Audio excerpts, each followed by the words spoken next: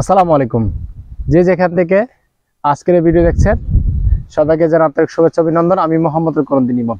দর্শক, আমার হাতে দেখতে পাচ্ছেন এটি একটি বাড়িফোর আমের গাছ।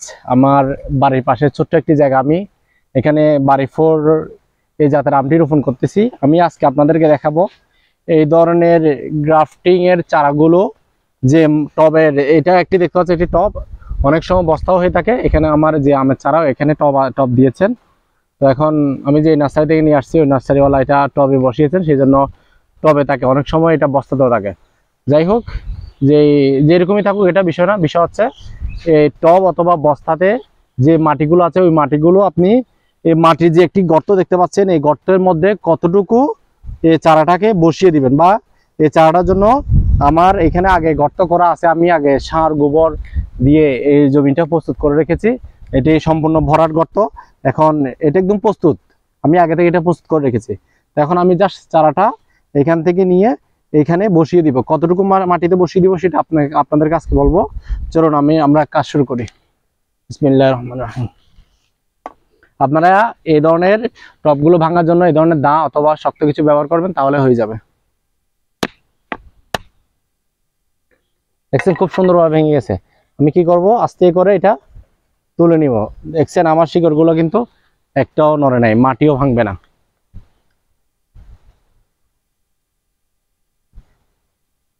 আরেকটা এদিকে হালকা বাড়িয়ে দিতে হবে।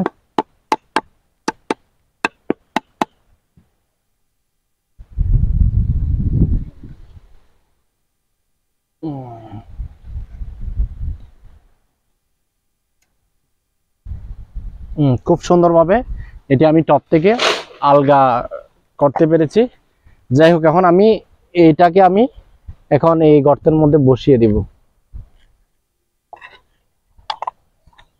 কতটুকু বসিবো আপনাদের আজকে সেটাই দেখাবো। বিসমিল্লাহ। একটা গর্তের মাঝ বরাবর আপনারা মানে কোদাল দিয়ে এক কূপ দিবেন, তাহলে হয়ে যাবে। দেখুন আমি মাটিগুলো আবার এখানে রেখে দিব, যেহেতু আমার মাটিগুলা চারাটা বসানোর পর আবার লাগবে।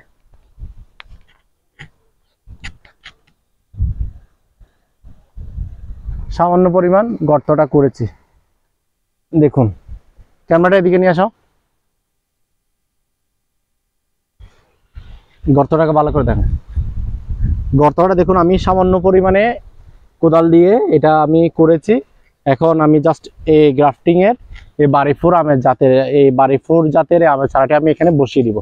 দেখুন দর্শক, আমার যে টবে যে টবের মাটি আছে ওই মাটির সাথে আমার অরিজিনাল যে গর্ত খুঁড়ে আগে প্রস্তুত করে রেখেছি, ওই গর্তের সাথে এই টবের মাটি কিন্তু একসাথে এরকম লেভেল হতে হবে। আপনি যদি এর চেয়েও গভীরে দেন তাহলে চারাটি না হওয়ার সম্ভাবনা খুব কমই থাকবে। সেজন্য আমরা এই টবের মাটির সাথে অরিজিনাল গর্তের মাটির লেভেল এক রাখবো।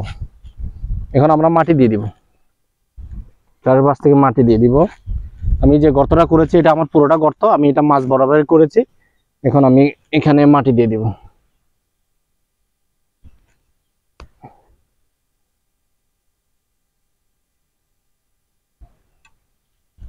হালকা একটু দুই হাত দিয়ে এরকম করে চাপ দিবেন, হালকা ভাবে, এত বেশি দেওয়ার দরকার নেই। দেখুন গাছটি সোজা বরাবর আছে। এখন অবশ্যই আপনারা আরেকটি কাজ করবেন। এখন যেহেতু সামনে বর্ষাকাল এবং হালকা বাতাস করতেছে, আপনারা এই ধরনের চারা লাগানোর পরে খুঁটি দিয়ে দিবেন। খুঁটি সামান্য পরিমাণে একটা এরকম লাঠি হতে পারে, এটা আপনার খুঁটিটা এমন সিস্টেমে দিবেন, এখানে একটা বাঁধবেন, এখানে একটা বাঁধবেন। আমি আপনাদেরকে দেখাচ্ছি কিভাবে আপনারা খুঁটি দিয়ে গাছটা বেঁধে দিবেন।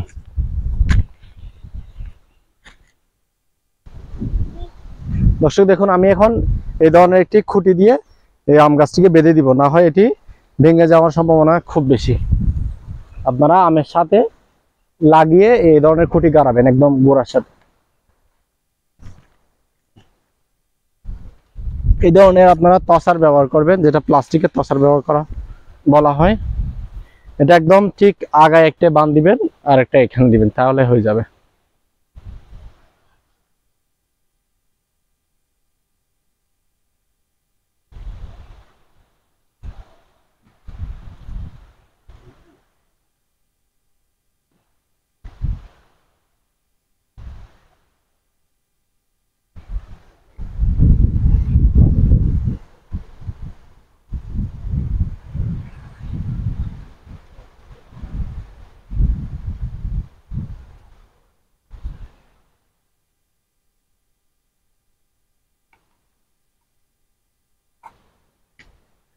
দেখুন দর্শক, সম্পূর্ণ গাছটি একদম সহজভাবে রোপণ করা শেষ।